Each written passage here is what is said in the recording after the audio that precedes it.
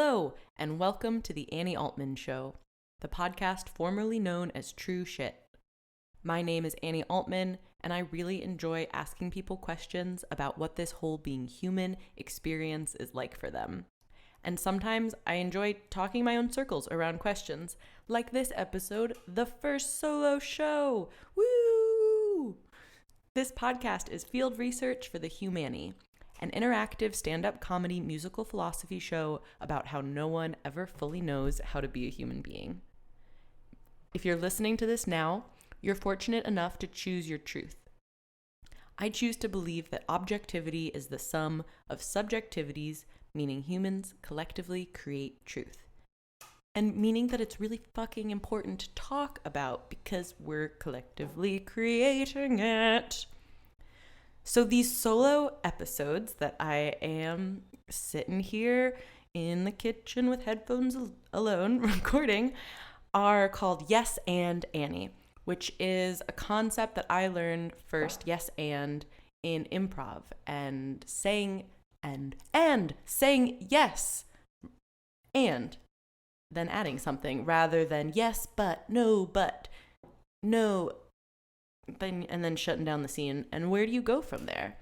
So saying yes and this first topic is part of what inspired yes and being the topic, the framework for these solo podcasts, which is to compare two ends of a spectrum, two sides of things, maybe two sides of a coin, something I can put in a versus phrase. And this first one is black and white versus gray. And I'm speaking of black and white versus gray thinking, black and white versus gray areas, that as a language tool for what is our perspective? What is my perspective on the world? And in terms of the Humani, the C of the 10 C's that this one connects to is the first one. I'm starting at the beginning. Oh my gosh, maybe these are going to go sequentially. She says alone because I get to plan this however I want to do, which is, I'm already getting into the gray. There's so much unknown. I could do whatever. This one is consciousness, is perspective, is what is the framework that I'm seeing this in? What is the lens, the filter? How am I looking at this? So the idea of a compare-contrast, so to speak, of black and white versus gray feels very, very tangible to me as someone who often experiences intense black and white thinking.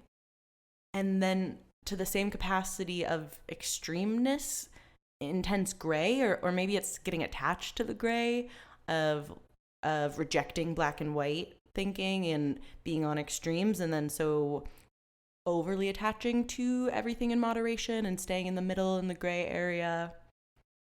With the black and white versus gray concept and how that relates to the Humani as well, the overarching graph theme that I talk about often in the Humani and that I use for life is the bell curve, which is a C rotated, and C is the speed of light, which is so many cool overlaps. And to me, that bell curve is a way to visualize spectrums, which light is a spectrum, everything is a spectrum, the social justice warriors and many other people share, because that is what science and spirituality continue to point towards. And spectrums have distributions to bring math and graphs into it. And the whole graph is the whole picture.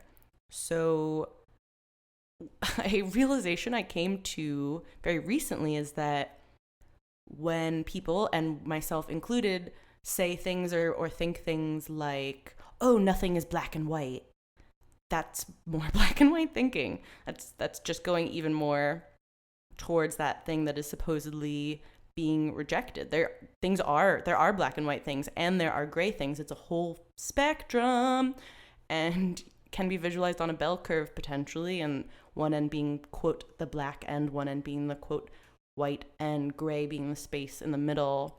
There being a, quote, average distribution where the majority of the data is, And that gets into, I want to go down so many rabbit holes of how is black and white, how are those the labels for things, and so many different fields of study, expression, and like different forms of media and art. And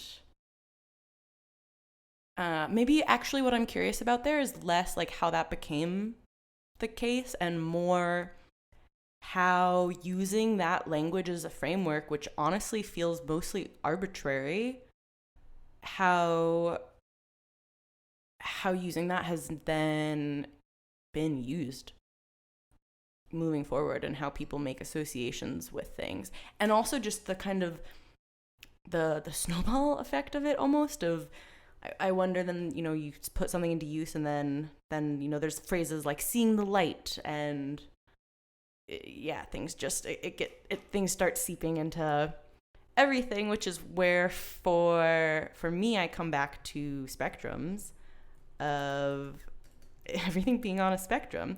So I'm gonna introduce the podcast challenge at this moment, because that's what I'm here typing, to continue the theme of podcast challenges I've been working to incorporate here to make this more interactive and to give myself a challenge for something that would be helpful for me to do, which is what this whole podcast and all of these projects are. If that was not clear, here's me saying it. The podcast challenge for this episode is to ask yourself whether something you are evaluating can be evaluated on a spectrum. So if you're super swimming in the gray or super on the black or white thinking of it, or just maybe you're zoomed in on one point of the graph rather than zooming out and examining the whole spectrum, the entire tapestry of our emotional human existence, which I do a lot of, like saying things sarcastically or in weird voices, or in just like things, I guess, to reject parts of it, or maybe to make myself more comfortable as I am saying things that I believe are true that are uncomfortable for me to embrace are true. And that goes again to my black and white thinking, and this whole fucking podcast uses to be called True Shit, of what is truth? I want to know the truth, and what is the correct way to be a human, which is like the whole humanity is accepting that there is no correct way to be a human. There's not you being the best human. There's you being your most human, your most you, which I just saw in a video recently that is, and then had someone else say to me separately, and I was just like, this is all, everything does line up when I step back and let myself see as much of the whole spectrum of the black, white, and gray areas that I can see at once. And also to, you know, I'm like asking, okay, where are the questions I'm asking myself here of what is the use of that, to use astrology language and all of my Capricornian I use being the Capricorn phrase, and always like I love when people, you know, using the whole animal, the whole plant, the whole, really being able to find use, find purpose in all the things. So what is the purpose of evaluating the spectrum of black and white and seeing that? And for me, it's an awareness of how zoomed in or zoomed out I am on a certain concept, and using that to then have a little more awareness about how I'm going about my day, my decision making. So to use this podcast as an example, I've thought for longer than it currently happening in this moment to do a solo podcast. And I've talked to people about it and said it, you know, for chakra language, for people who like that sort of stuff, like it moving from the idea down to me talking about it. Oh my gosh. And now here it is moving into manifestation, because actually, I guess that'll be when I publish it. Well, this is part of the process as well. It's moving along. Anyways, I had a lot of insecurities in being human and in, oh my gosh, I'm just going to be so rambly and it's going to sound like the one-sided talk therapy that the whole humanity is, except for this isn't planned and scripted. So my emotional messiness is going to show, and I'm going to do it wrong. and very much black and white thinking of there being a right and a wrong way to do a podcast and to talk about literally anything or to create literally any project. And okay, so as I say that out loud, then part of what all of the, the tools of the 10 C's and having topics and having a graph, it's also a sort of touchstone for me when I'm getting too much in my head to say, okay, where's your body? What's happening right now? What is going on? Do something. When you do not know what to do, sometimes there's times to be still and there's times to do something. And only you get to know that. So have fun deciding and learning, because each time you get the opportunity to learn a little bit more about yourself and your tendencies and where you go with them. Another example I have with the podcast in black and white versus gray and my sort of process that is forever, for this human suit life in process of black and white and gray thinking and living, is that when I started the podcast process, like if you listen to some of the beginning episodes, I planned out most, if not all, of the questions that I would ask the guest before I would interview that. Like, I've still been, the whole time I've met with people before recording, and those meetings have definitely shifted. I would go into the meetings and I would go into the podcast with set questions, essentially outlining the whole podcast of, these are the topics I want to make sure we hit and in this order. Super fucking anal. Side note that there was a friend of mine in high school who nicknamed me Anal because the first two letters of my first name and last name. And it's funny because she's just taking facts. So super fun. I was so anal for the first podcasts of it felt, and it still does. It felt like that was, so it still does feel like this huge gift for someone to come on and share and to record a podcast with me talking about their true shit, their life philosophies. This isn't a, oh, what did you do last week? Sort of a podcast. This is a unpack your heart, brain, soul, let out something, and people. I was gonna say I don't take that lightly, and also I do. It brings lightness that people do that, so that's a fun yes and as well. Of oh my gosh, shout out Sunny, who's gonna be like, say yes and more in the podcast. And Nathan laughing at this with her. Okay, how to, yeah, okay. Essentially, I was just like, this is how it has to be because I'm receiving this gift from someone coming on the podcast, and so the way to honor that is to really make sure that I use the most of them sharing their time and their knowledge and their experience, and really, it was like I'm like mining people for information, which is still what I'm doing to some capacity for sure. I'm like mining the whole freaking world for information. I'm like, teach me, there's so much here to learn. And then you learn more and there's more to learn about. And it was really controlling. And I would talk about the questions with them before as well, and like draft some of the questions from things they were saying. So it was different from this, me just talking and it just being me here. And also this one is, I don't have set questions and I did not write out the outline of the order. If unapparent, I wrote out just notes.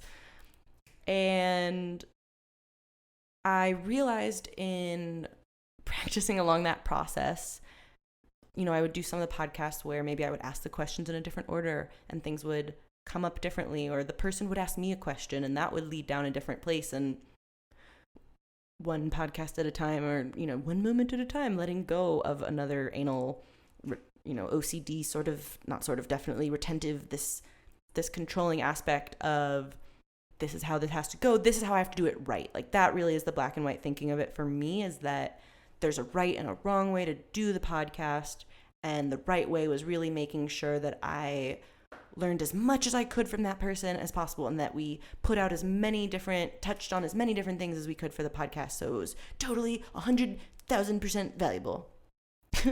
And then that was shifting, and then I realized what was happening, and then so part of black and white, for me, and my how that phrase resonates with me is extremism and my extremist tendencies. I'm someone who I like often to learn about boundaries by going to each wall of the boundary and touching it. And it's like a touch love language thing I've reflected on. Who knows? I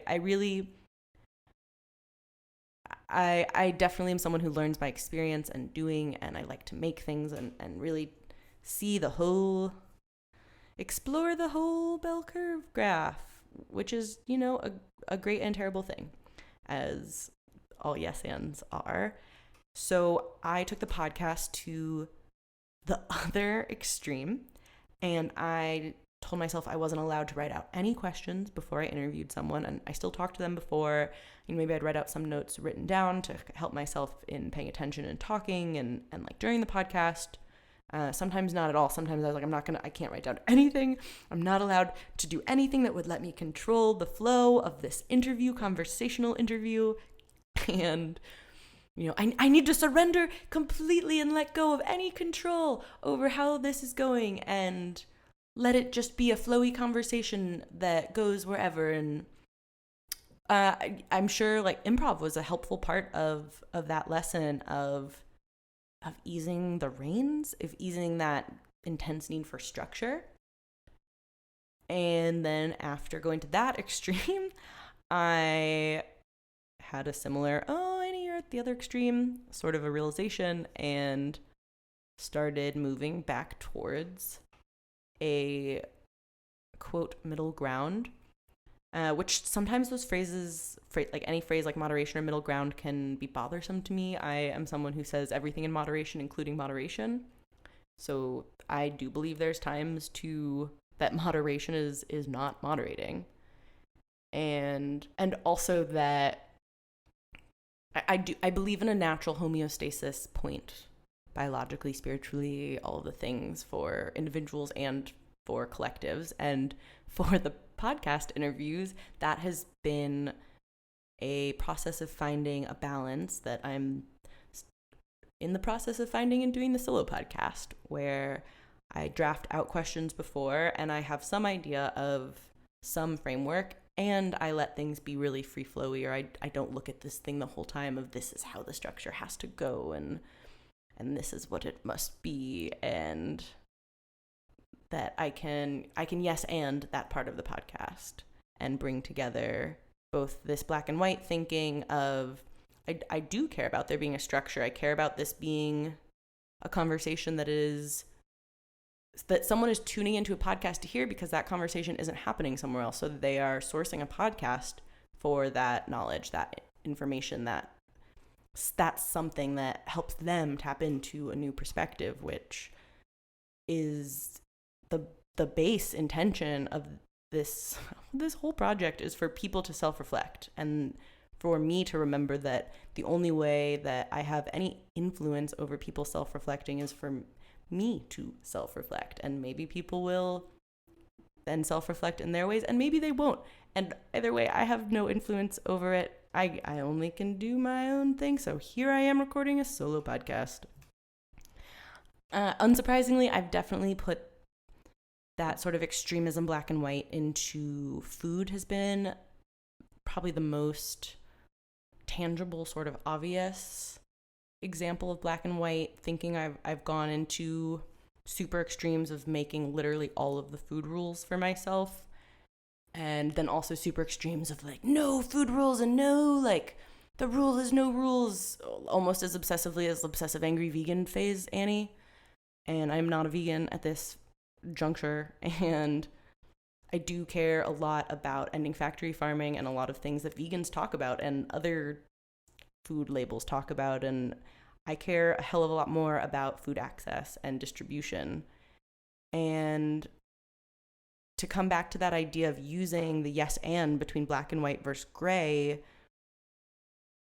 there is use of talking about food labels, talking about the different ways that we can feed ourselves and people, and there's use in zooming out and seeing the whole picture of, well, first let's get food to people. And that part of getting food to people, that it isn't like, oh, well, that's going to happen and then the other thing's going to happen. Part of getting food to people is educating people about food. So a yes and once again, and that reminder that the whole thing is happening all the time. If that makes any sense. I know in my experience, all or nothing thinking, being super black and white can be really dangerous. And also just swimming around in the gray area without, I'll call them the anchors of black and white, can also be dangerous. And I feel my most me when I remember it's a whole spectrum, or perhaps it's a circle if you want to go with that shape metaphor. Time is a circle. All of those things are circles or spirals or going down spirals of shape things. This podcast felt like, this is the topic, felt very relevant for me to talk about because of my, like I said, black and white tendencies, which is also sometimes called catastrophizing, or catastrophizing can be a form of that, and going to the worst case scenario, which I view that as a form of storytelling, and how the monkey mind and our minds being storytellers, which, to echo that great and terrible thing that all of our minds do, is to come up with stories. And look at how much art has been created in the world because of stories created in the minds. And I am a big believer that everyone is addicted to something, several somethings, that we're all picking our addictions, our coping mechanisms. The Choice C in the Humani talks about this, and food a lot, and fucking, and food and fucking being literally the how and why of us all being here, evolutionarily speaking, and potentially more. And stories are the, almost like the decoration, the fun, the exploration. To relate this to the consciousness, see that this black and white versus gray, yes, and talks about stories expand our consciousness.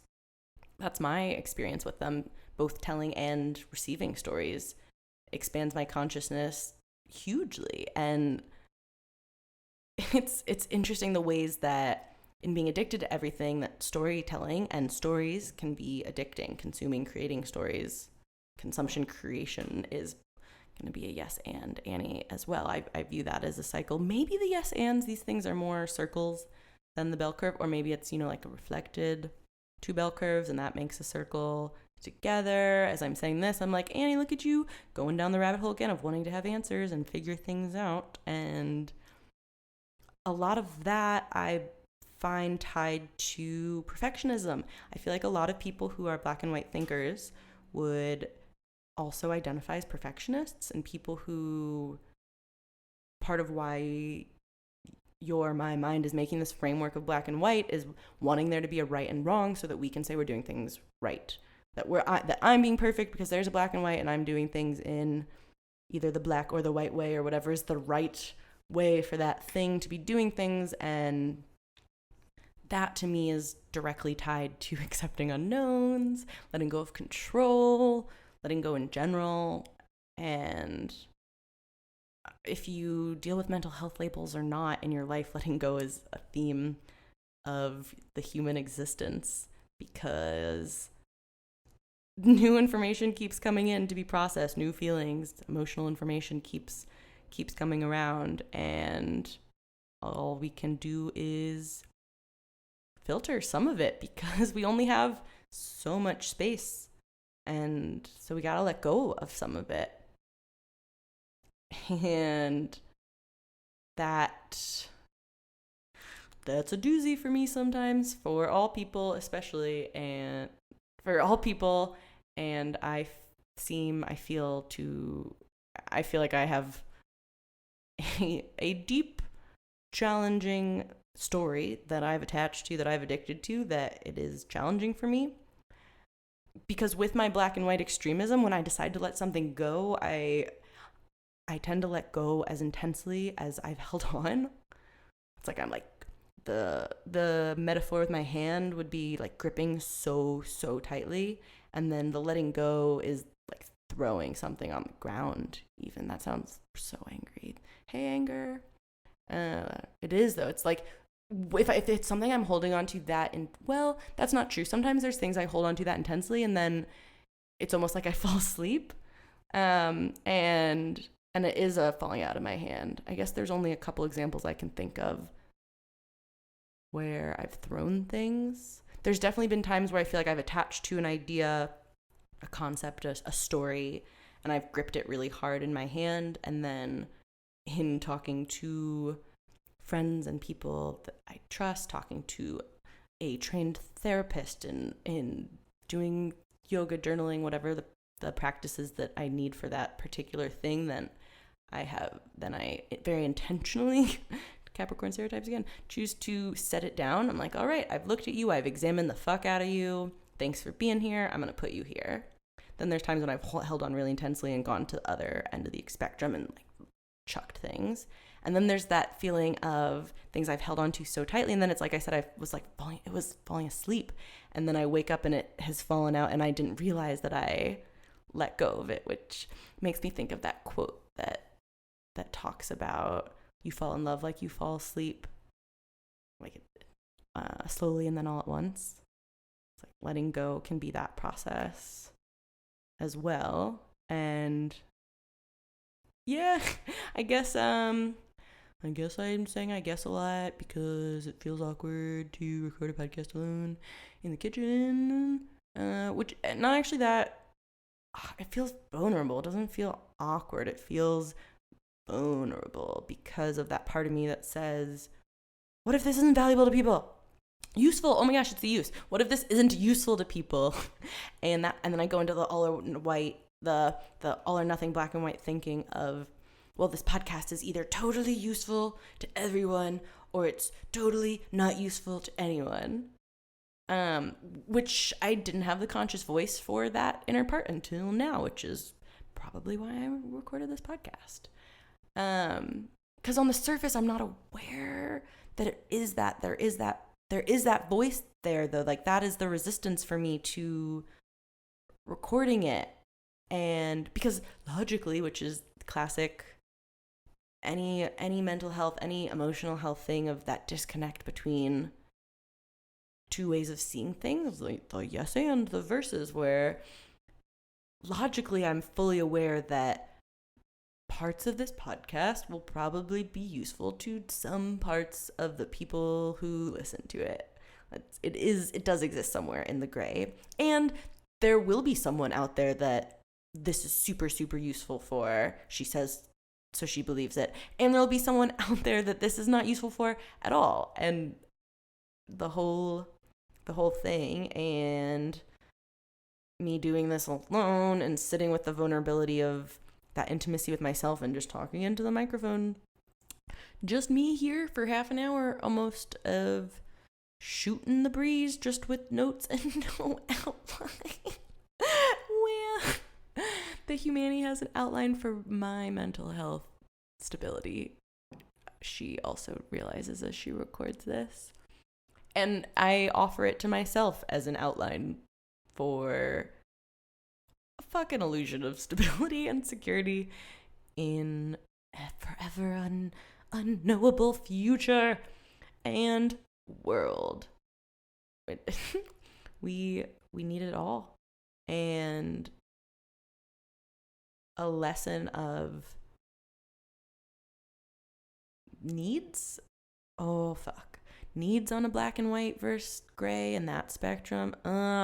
So I often am very challenged, I have noticed, to voice my needs. I am very skilled at going down the rabbit hole of, well, if you were XYZ enough, you'd be able to do this all by yourself. And she says recording a solo podcast that she edits and puts up and does the videos and all of the things for. And so, okay, I'm going to give myself a life raft here. The sea that connects all the seas in the humanity is connection, which is yes, and it's all connected. We're all connected. We need all the things. I do need to do a lot of stuff myself because I'm the only one who can do my work, and that's great. And also, I need to do a lot of stuff with other people because we're all connected, because hearing other people's stories and sharing my stories expands everybody involved. It expands the consciousness.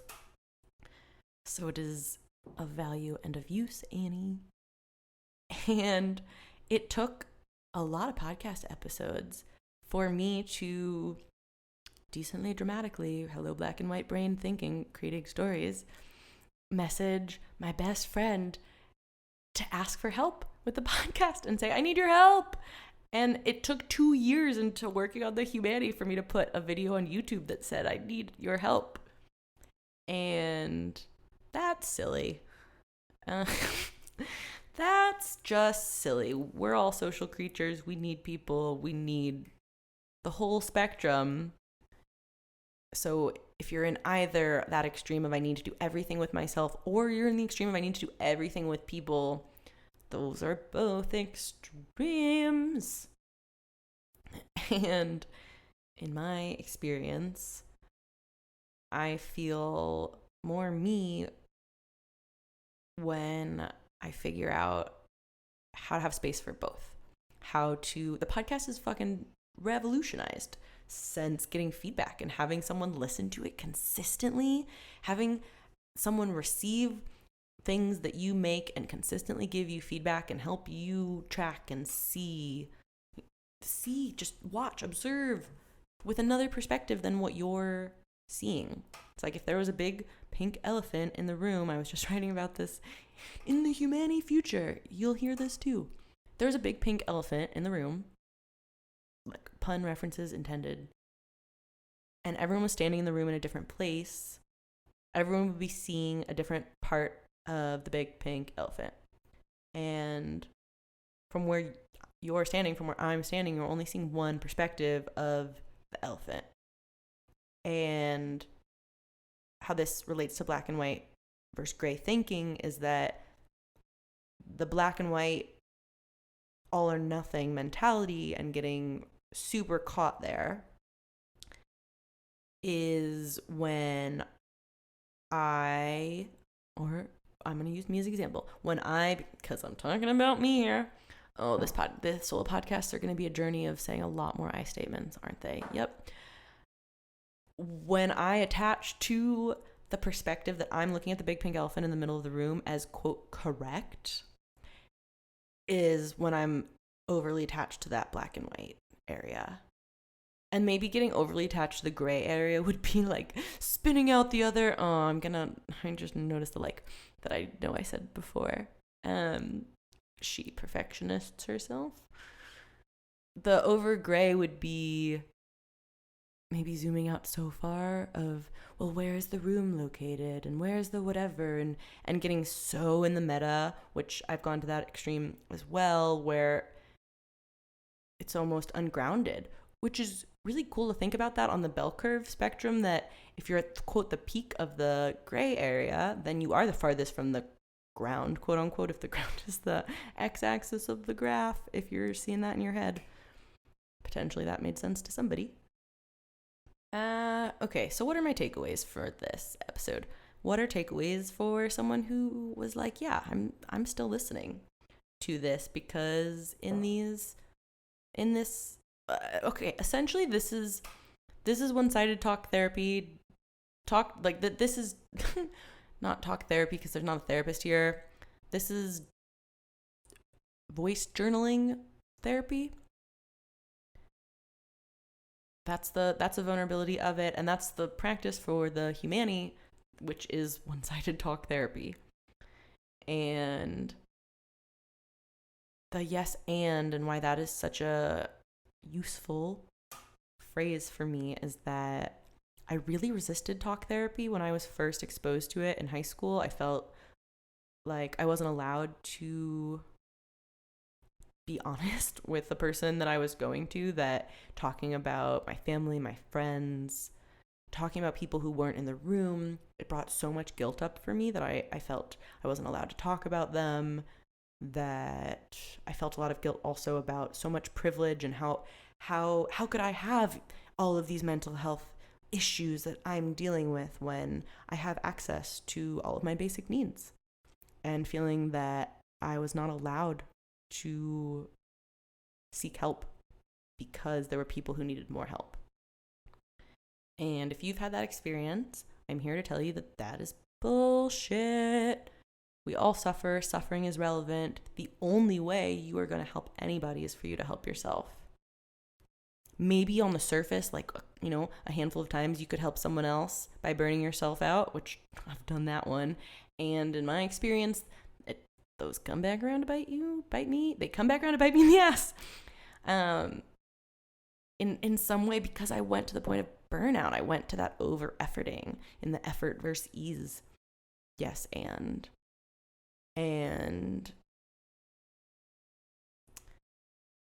it, much like an opening with all of these different projects that I'm doing, and similarly in therapy, which honestly, these projects are a form of public therapy to encourage people to therapize themselves through me therapizing myself, because like I said, that's the only therapizing that I have direct control over.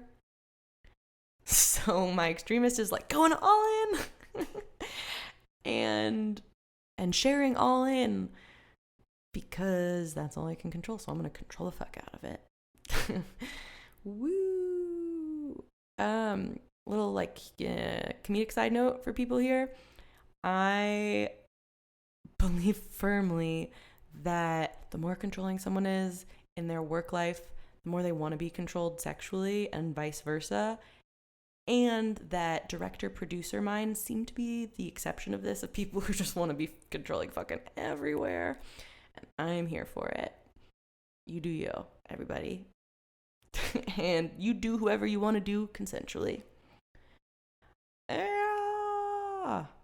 And I would say also a takeaway for someone listening to the podcast is to lean into that vulnerability, to lean into that bit of discomfort, and to be mindful of where it's pain and to back off from pain, and also to lean in where you can learn a little bit more about you, about your boundaries, your creation, your desires, where you're going, your preferences, where you are on this bell curve spectrum, supposedly. Are you someone who swims around in the gray, or do you attach to the wall of black, or attach to the wall of white, and then get really curious, see about why are you there? What's going on? How does it feel? Oh, that's the question really for me to focus on is, okay, how does it feel? Because you're allowed to have needs, Annie, and check in with your feelings and then make decisions based off of them. And I wonder, with black and white versus gray, she gets to at the end of the episode that so much of the quote scientific rational mind is this black and white thinking, is the numerical, like the binary, the 0-1, which, to talk about sex another time, I was just sharing very recently, and share pretty frequently, excuse me, my belief. Also, I'm just here spewing beliefs in the binary sexually, that people tend to 0 or 1 other people pretty soon in meeting them, of yes, I would have sex with this person, no, I would not, which doesn't always mean that that would have, like, if someone's a 1, that doesn't necessarily mean that, oh, I'm gonna pursue that, or I want to right now, or just that sort of evolutionary binary, because at the end of at a certain moment, there is a yes or no, black or white consent to, in a consensual sexual relationship, there is a consent of yes, I will have sex with you, no, I won't. There, and that is an example of there being some black and white things that exist. And yeah, so that binary, so that 0-1 sort of numerical science perspective on the world, which the past pre-med in me loves and finds so much safety and stability in, and also just is interesting to me with, clearly I like talking about graphs and seeing how that connects. And the gray space is the feeling space,